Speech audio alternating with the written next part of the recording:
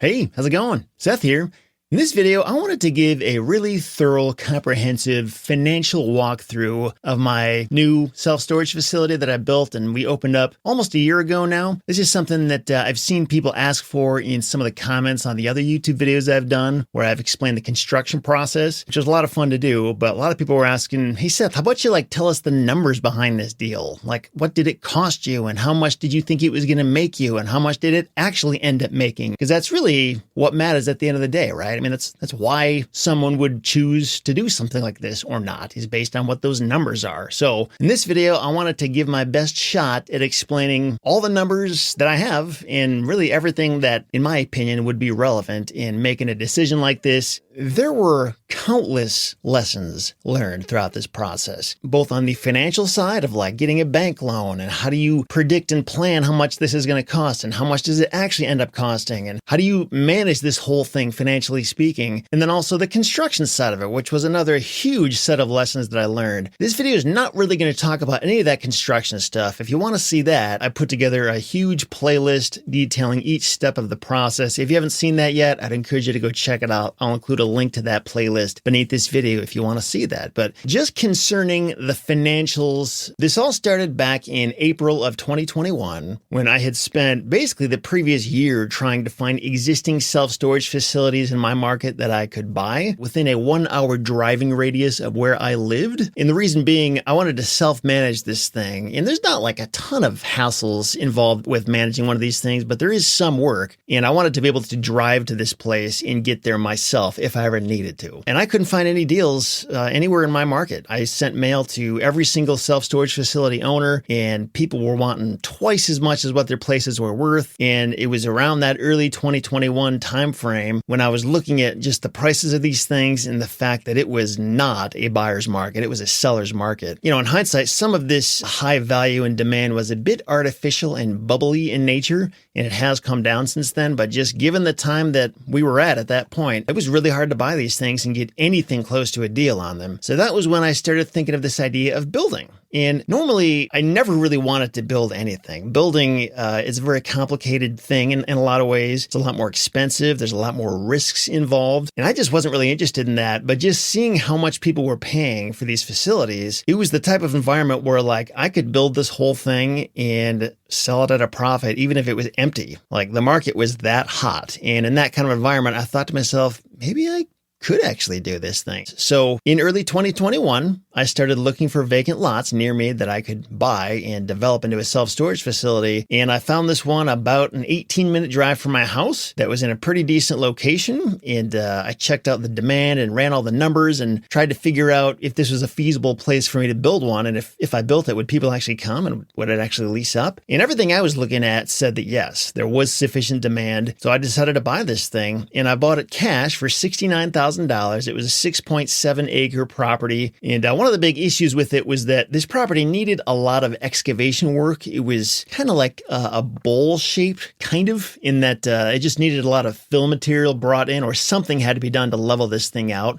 It was not a flat lot. And also, it wasn't zoned for self-storage. It was zoned residential when I bought it. So I had to not only change the zoning, but also once that changed, I had to then get it entitled for self-storage and get the township's permission to build that kind of property on it. It didn't actually end up being as hard as I thought. If you want to learn more about what I went through in that whole process, I'll link to a blog post where I explain everything I went through. So check that out too. A number of months went by. Everything passed with flying colors. I got all the approvals done. And by the way, just that process of getting the zoning changed, getting a civil engineer to put together all of my drawings and everything, final construction drawings for the self-storage facility, it was about $50,000. That was one of my first big wow moments in this process, was realizing it took me $50,000 just to find out if I was allowed to do this. I could have spent that money and the township could have said no after all that, which I don't like, to be honest. It kind of bothers me that that was a possibility. And granted, as I was going through this process,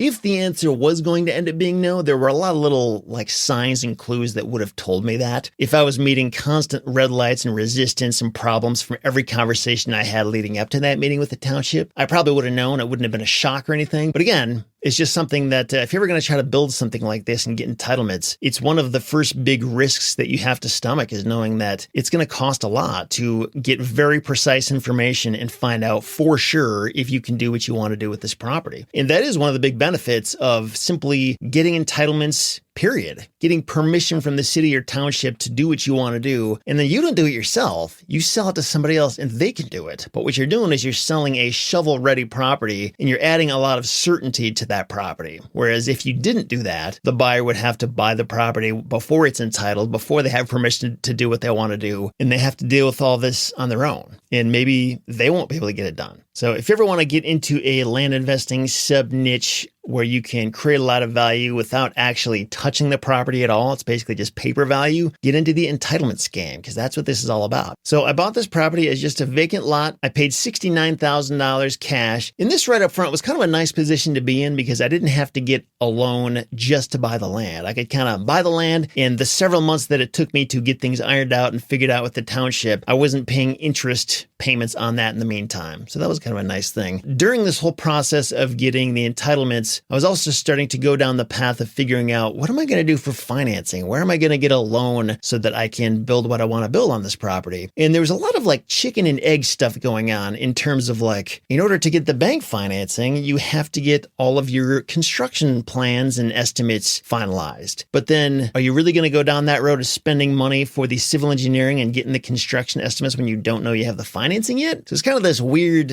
balancing act of moving both processes forward at the same time, knowing that either one of them could fall through if the other one doesn't make it. I guess that kind of goes into the risk of going after a deal like this, is that there's definitely potential to be wasting time and money. But again, there's things you can look at as you move along to sort of get clues on whether either one is not going to come through. So this was my first construction project of any kind and my first self-storage facility. So I was definitely like a new business startup. That's a big risk right off the bat. The reason I was able to, I think, get past that risk and get really good approvals from two different banks without any kind of SBA financing required, they were both just conventional loans. First of all, I had a pretty decent financial standing myself. Like my personal financial statement and my annual income looked really good. Like I could cash flow this whole thing even if it didn't make a single penny. So that was really important. But even beside that, in this process, as I started to go down this road of getting it designed and figured out, I hired some consultants in the self-storage industry who specialize in building new facilities and buying existing ones. Given where I was and my lack of experience, they were a huge help, not just in standing over my shoulder and helping me see what I wasn't able to see on my own, but also just giving a lot of good input on like, how big should you build this thing? And what should your unit mix be? What kinds of units should you be building? What kind of components do you want to go into this construction? How much do we think it's going to cost? How do we find a general contractor near you that can help you out with this? Who should we hire as our architectural and electrical and civil engineers so that we can design this thing the right way? A lot of different decisions had to be made. And if I was doing this on my second time, I would know the right answer for a lot of these things. But being my first time through, not only did I not know what the right answers were, I didn't even know what questions I had to answer in the first place. And they were really helpful at just moving me along. The consultants I used, they're called S3 Partners. Barry and Mark Sherman were the ones I talked to most of the time. I think up until the point of actually starting construction, like once we had my general contractor, I actually ended up using a guy I knew locally here who was a home builder, and he had some experience building airplane hangars, but he had never built a self-storage facility. But still, he kind of knew and had connections with all the right people that would have to be involved with this anyway, and it ended up working out fine. But once my general contractor stepped in, that's kind of when he became my new consultant moving forward. But man, it was super helpful to have Barry and Mark by my side, not just in like helping me make decisions and figure out what to do, but even like when it came time to get the bank's approval, there were a couple different phone calls with the different bankers I was working with where, I probably could have gotten through it on my own, but having them on the call with the bank as well and having the banker see, look, this isn't just clueless Seth who's doing this on his own for the first time. He's got these really experienced advisors working alongside him too. That can go a long way when getting bank approval, whether you get it at all, and then if you do, what the terms of your loan end up being. So as I start diving more into this, first I'm just going to show you where the property is so you can kind of get an idea for like what the vacant lot looks like, the general setting. So this is definitely in a rural area. There is this city over here, and my location was right here in a separate township. You see this little square here? This is the township. So it's a couple miles from where that city is at. And as we go in here, So the property in question is this one right here. And you can see it's not on the busiest intersection, but it's kind of busy. This right down here is a Michigan highway. That's a pretty notable road. And this road as well is also pretty notable. So this intersection is definitely what I would call a busy one. This one up here, not so much, but it's about a stone's throw from the busy intersection. And I think that's part of why this was a less expensive parcel, because the location, it wasn't like prime location, but it was like pretty decent. And you also might notice there's a self-storage facility right here. So like you would be right next door to a competitor. The interesting thing about this though is that this particular location is a furniture store. This little building right there is a furniture store. And most of these storage units are used for the inventory of the furniture store. So this isn't actually a self-storage facility that's like on the market in a way that would make it like a direct competitor. So it's one of those things that like you just would never know that if you were driving down the road and you saw it. But if you dig a little bit deeper and actually like call the person and find out, hey, do you want to sell your facility?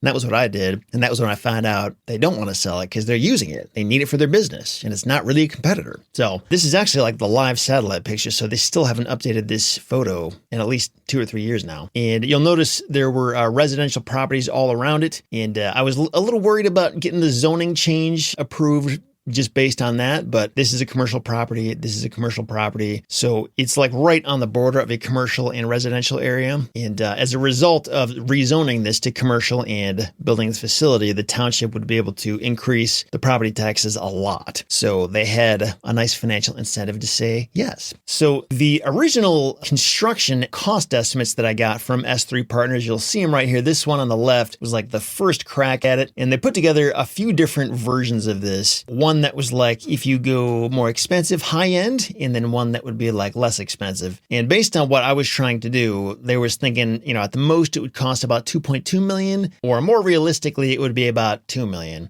And when I was plugging that number into my cash flow analysis and projections, once it got over 2 million, it started to become a little bit more questionable as to whether or not this was even worth it for me. So I went back to them and I was like, look guys, we need to like cut costs somewhere. This isn't going to work if we do this. And so then they came up with this updated revised version where we basically went through a lot of things. For example, the kind of fence that we would use and the gate that we would use and their own consulting fees and the kind of signage we use and all this stuff. And we were able to make it quite a bit less expensive, down to 1.7 million. So those were kind of like the initial cost estimates I had to go by. And we also ordered a feasibility study. I'll show you that really quick. So this is the feasibility study. I got this from Cutting Edge Self-Storage Development. You can kind of see their information right there if you ever want to check them out. I paid $6,300 from this. I think normally it's about $7,000 for these reports. And there was a ton of information here that was very, very helpful, not only just for my own peace of mind and understanding what I was getting into, but also when it came time for the bank to review this deal, they wanted to see this. And they also relied on this a lot in their underwriting decision. Basically what this thing did was it gave me a really good written overview of what we were doing and the area where we were doing it. And it even came up with like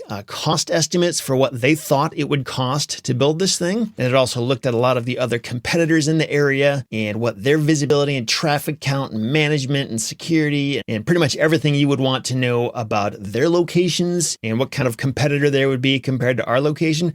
Because one interesting thing about self-storage is in order to understand your competitors, and if they're even competitors, you have to understand where they are, but more specifically, what kind of product they are bringing to the market. For example, if a competitor next door is a climate-controlled facility with walk-in storage, and every single unit is a 5x10 unit. So that's a very different thing from a non-climate controlled facility where every single unit is, say, 10 by 30 feet in size. There's a different type of customer that's going to go after one versus the other. And it's rarely that cut and dry. Most self-storage facilities have a mix of different types of unit sizes. Sometimes some of it's climate controlled. Some of it is not climate controlled at all. Some facilities have some units where you drive up to them and you like open up a garage door. And some facilities it's like, no, you have to get out of your car, go in the building, take an elevator to the 3rd floor, walk down the hall, and that's your storage unit. So just have to understand the differences of the competitors out there and why it matters. And this was really helpful at doing that.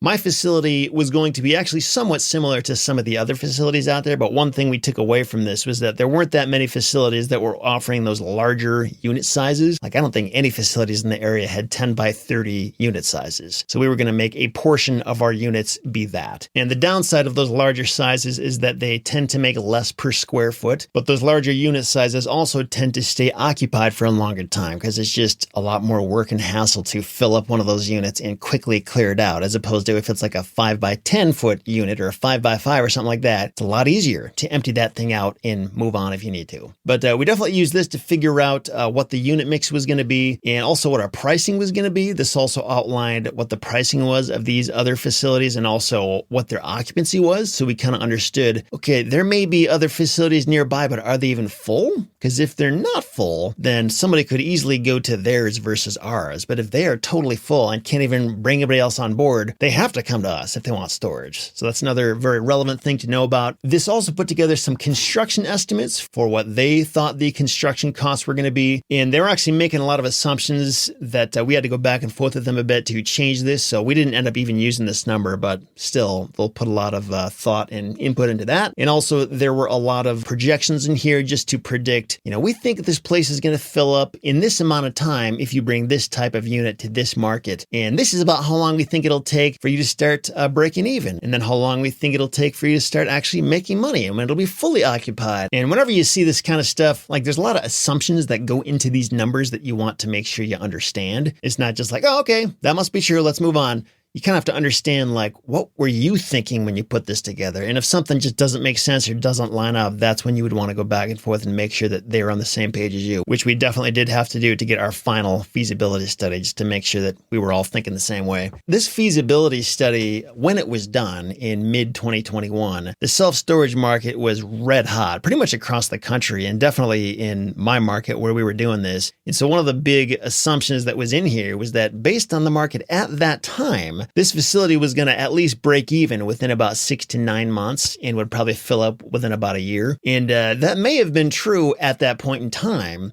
But from the day that we decided to do this in 2021 to the day that we finished construction in mid-2023, the market slowed down a lot. That is one of the big risks that any real estate developer has to find a way to mitigate and live with, because it takes time between when you decide to do something versus when it's actually finished and you can bring that product to the market. And it's very possible that there may not be a need for what you created by the time you create it. Or in my case, there is still a need, but it's not as much of a need as it used to be. So I'm recording this about a year since we opened this facility, when this thing was supposed to be basically full, according to this feasibility study. We are now about 45% full. And honestly, that's actually pretty normal for most new self-storage facilities that fill up. It usually takes about 2 to 3 years to fill up completely and stabilize. So like, that's not abnormal.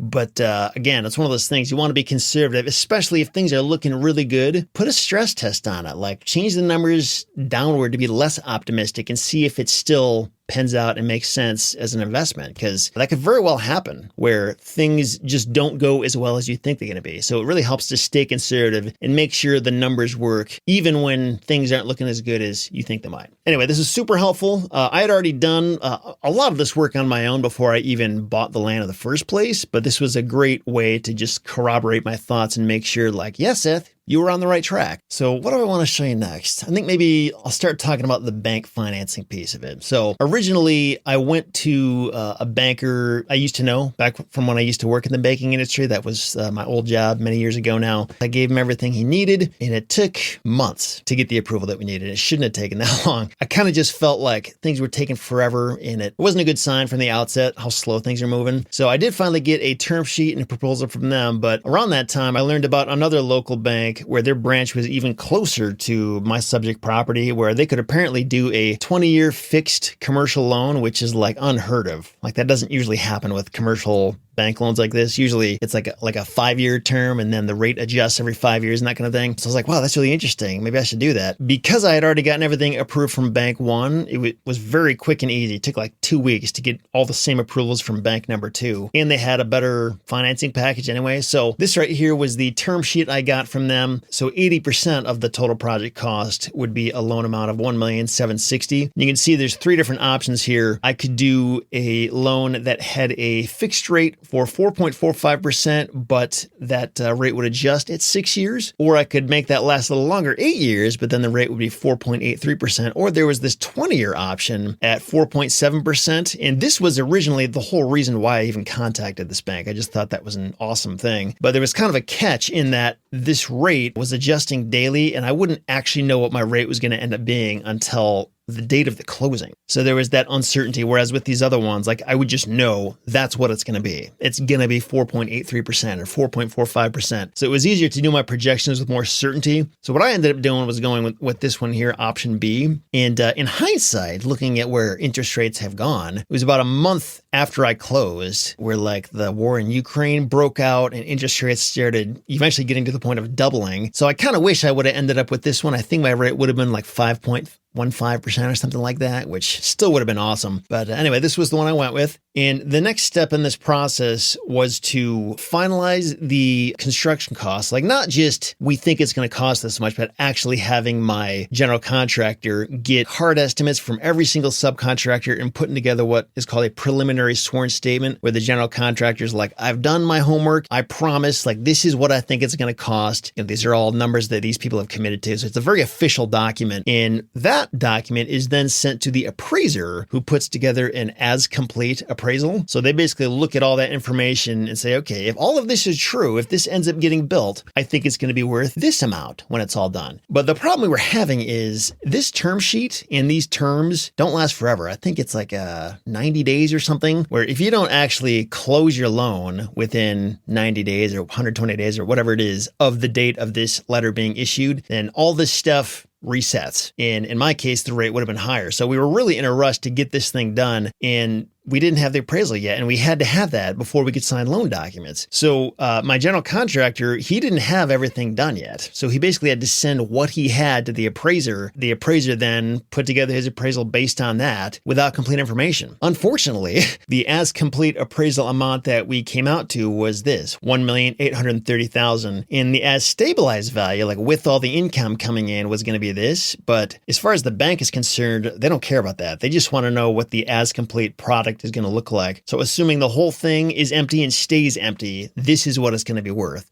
And that's basically the cost to build the thing. And because my general contractor was not able to give the appraiser final numbers, this came out lower than it should have. And it's not my general contractor's fault. It's not the appraiser's fault. We were just in a time crunch to get the thing done so that we could keep that low rate. So as a result, this loan amount here had to be lowered quite a bit, and I had to kick in a lot more cash to make this work. So this was the loan amount I ended up agreeing to. It was $1,464,000 instead of $1,760,000. So I had to go into this knowing that if this whole thing went full circle, I'd be kicking in an extra $296,000 of cash. Luckily, I did have the cash, and given how low this rate was, it's unfortunate we couldn't have piled more debt into such a low rate. But on the same coin, this also meant that my monthly payments would end up being lower. So I guess there was a little bit of a silver lining, whatever that's worth. And now that you've seen that, I want to also show you this right here is a spreadsheet that I originally designed this to analyze like duplexes and rental properties and that kind of thing. And I just retrofitted it to work for self-storage facilities. And it's broken up into several different sheets that kind of feed into each other.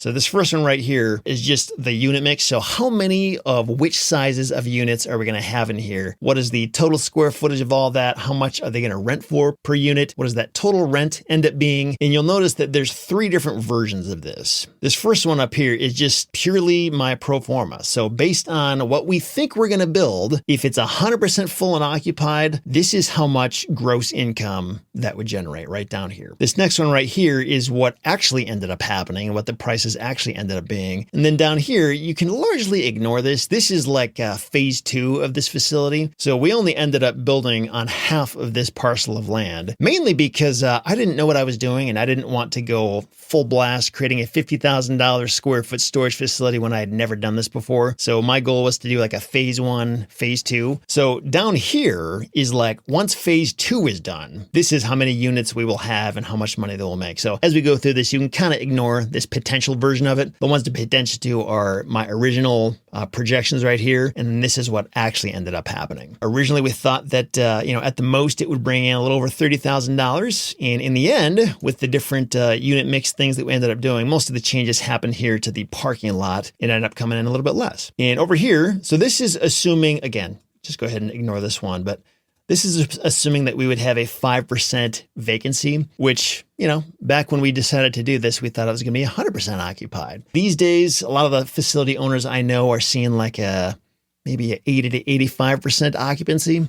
So originally we thought that realistically we'd bring in about $349,900 per year. And this is what it actually ended up being. And then for expenses, again, go ahead and just ignore this version. So understanding as accurately as you can what the expenses are going to be, as you can probably imagine, is very important because this affects your bottom line. If you get any one of these things notably wrong, it can totally screw up what's actually going to happen. And I actually thought I had done some pretty good research to get as educated as I could about what this thing would realistically end up costing to run each year. And the reason this changed so much is because about halfway through the construction, there was a local competitor who contacted me and asked if he could just buy out my entire facility, midway through construction, because he didn't really want a new competitor in town. He wanted to control the market and he would just step into my shoes and finish it and run it himself. Because remember, it was a very competitive market back at the time when I was building this thing. As an operator of a self-storage facility, there are two big things you can't control. One of them is property taxes. One of them is competition, because somebody could open up shop next door to you. You have no control over that, and that can kind of mess up the market in terms of now there's overabundance of supply, and they're charging a lot less than we are, so it changes your pricing. So understandably, a lot of facility owners are a little bit paranoid about competition, myself included. So he wanted to buy me out, but I was like, I'm not really ready to cut and run. I kind of want to try this thing, see if I like it before I just sell out. And so it said, well, what if we partner with you? What if I buy in at 25% and you just keep 75%? I'll manage the whole thing along with my other facilities in town, and we'll stay in communication about all that, and you can just collect the profits on 75% of your ownership. And I thought, that actually sounds kind of awesome, because the only thing I didn't really want to do in this whole process was manage the thing. So we ended up partnering together, and as a result of that, the property management, a lot of that stuff ended up changing from what I thought I was going to do versus what we ended up doing. He was able to bring some efficiencies and economies of scale into the picture. Also, property taxes, I way overestimated how much those were going to increase. The actual annual property tax amount, originally when I bought the lot, it was like $341 a year or something like that. Currently, it's a little under $7,000 a year.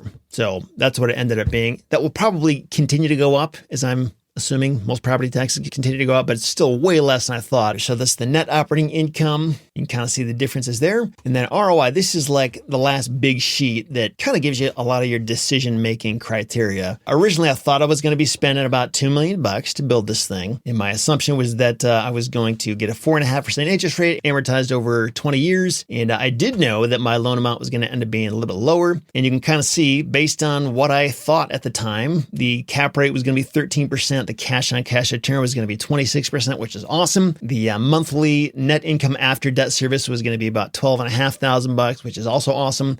But again, this is assuming the whole thing is stabilized. So it would not be this for at least the first year after we open. It still hasn't even come close to that, but fast forward 3 years and this is what you can expect. And again, this is what it actually ended up being based on the information when this whole thing was done. So the total project cost ended up being about $1,981,710. That's including the bank loan and all the cash that we kicked in. The closing costs were closer to $15,000. And let's see what else. Our interest rate was 4.83%. The monthly net income after debt service ended up being about $9,500. And again, we're still not there. This is just based on, the final loan amounts, the final total cost. And this is what we're on the path to achieving, probably within about a year from now. And over here, if you look at the potential, so if we were to double the size of the buildings, it would probably cost around $1 million more. I don't have cost estimates for that, but that's about what I estimate it being based on the cost of the first things that we built. And if that all goes forward, and say if our interest rate is, I don't know what they are now, about 8%. So realistically, what we would probably end up doing is keeping our existing loan here at 4.83% and then getting a new loan for about $800,000 at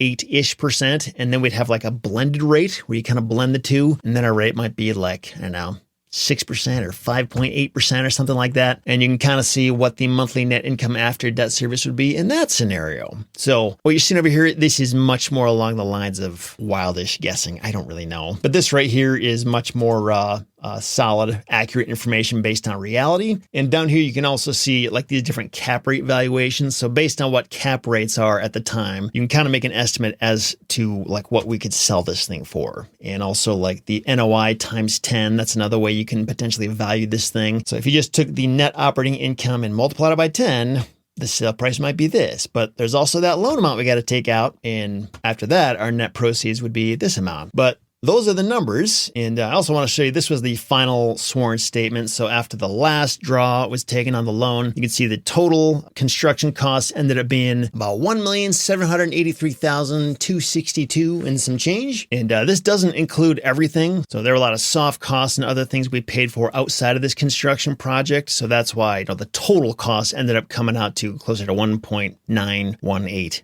million. Just to give you more details on the specifics of this facility. So if you're ever looking at building something like this and you want to use this as a point of reference, because say if you're building one that's like twice as big as mine, everything's gonna be totally different. But in this case, this is like a computer drawing. And this right here is like the permitted plans that we gave to the township. This is what they approved and allowed us to build. There's tons of information in here. You can see like this was the original topo survey. You can kind of see all the different elevations and why it costs so much to do the excavation. It was about $400,000 just to move the dirt around. And that alone almost killed this deal. That was actually another big takeaway from this project, was that if I had just bought a similar size parcel that was flat, I could have easily paid 3 times more just because I wouldn't have had to spend so much on excavation. So the topography definitely matters with this kind of thing. This was the final plan that we approved. We can see our 4 buildings over there. And then the right half of the property was going to be all RV and boat parking for now. And then probably in 3 or 4 years, we would add more buildings to the right. And that's where we would increase our square footage. I will say this was how we originally laid out our parking lot. As I record this, we're currently in the process of like hitting the reset button and reconfiguring how this is going to look, because we've learned in our market anyway, there is a much higher demand for the big parking spaces like 12 by 40 or larger. And we set this up to be mostly 12 by 30, which it just limits what you can park there. Anybody can use the bigger spaces, but the only people who can use the smaller spaces are people with smaller things to park there. So that was one big lesson, was that it makes a lot more sense to just give people bigger spaces and charge them for that. And if they want to park 2 cars in there, they can do that. But anyway, that was just one of the bigger lessons I learned from this. Yeah, just tons of different information and measurements and all this stuff. You can go down here. I honestly don't even understand how to read a lot of this stuff, but it explains like the kinds of foundations we're going to be using. It explains the layout of the buildings and the unit sizes, and like the township required us to have a firewall in this building, like right here and right here. So we had to specify where that's going to be. And these drawings are very, very important because you need to actually follow and do exactly what you are telling the building inspector on the front end. Like if you show them this and then they stamp it approved, and then you build something that's even the slightest bit different from what you told them you were going to build, you might have to like redo it or retroactively fix something. I don't even know what would happen, but it's very important to build the building exactly how it's specified. And as you'll see, just by going through this, there is a lot of specificity in what we're going to be doing. So if you go back up here to these drawings, so when I first started doing this, my consultants through S3 Partners were telling me that they usually don't even recommend building a new facility like this unless you're going to build at least 50,000 or more square feet at a time. And in hindsight, I totally understand why that is. And it's because of the economies of scale where, we had to spend a lot of money on excavation, and all those costs are lumped into these 4 buildings. And as a result, our final cost per square square foot on these buildings was, I think, $73 per square foot, which is kind of high. Like, that's not a great deal. But once we build the other buildings over here to the east, we already have our excavation costs pretty much paid for, and our driveway, and our signage, and our fencing, and our gate, and our keypads. A lot of those initial startup costs that were already lumped into these first buildings won't be there in the second building. So like, all in all, when it's all done, the total cost per square feet will probably be closer to like $50 to $60 per square foot, which is a lot closer to what you want to see. But again, the reason I didn't want to do that was just because I didn't know what I was doing. I didn't want to overbuild for this market. There was just so much I didn't know, and I didn't want to like have way more debt with something that I don't know how to work yet. So that was why I did that. Just keep that in mind. If you're ever going to build something new like this, just realize that the more buildings you can build, the better deal you're going to get per square foot on the buildings.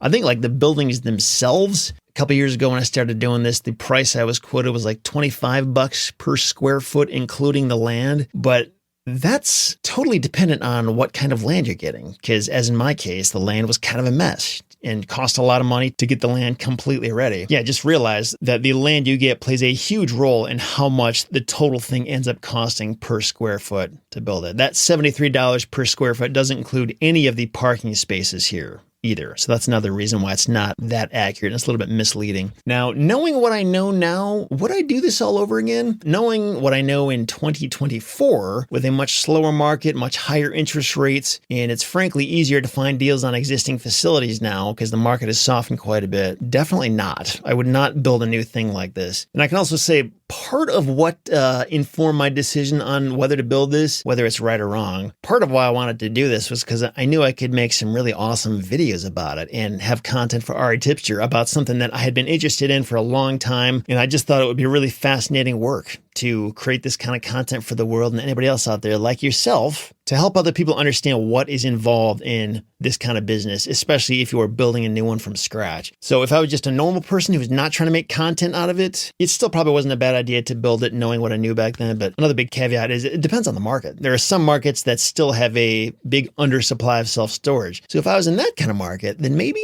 but the cost would really have to make sense. If I go back to this spreadsheet of mine and increase the interest rate to maybe 8.25%, let's see what that would do here for my numbers, 8.25, I would be making a lot less money per month. I guess that's still okay, but it's just a lot less appealing and exciting to look at that versus what I actually ended up getting. So it's kind of amazing how much that interest rate impacts things. And even if you're acquiring an existing property, that basically means that seller is probably going to have to come down on their price because that interest rate is going to totally mess things up for you if they don't. But yeah, that's my journey. That was a lot of the stuff that I learned. Again, if you have any questions about this or something I did not cover, feel free to leave a comment below and I will try to respond to that if I can get the answer for you. I realize there's probably lots of different questions out there and, points of curiosity that people have that I just didn't even think to address here. So again, let me know in the comments if you got more questions and maybe it'll even justify a whole nother video if there was something specific I didn't really get into. But if you end up building something like this, I hope this was helpful. I wish you all the best. Hope you can make a good informed decision based on the specifics in your market and whatever facility you're trying to build.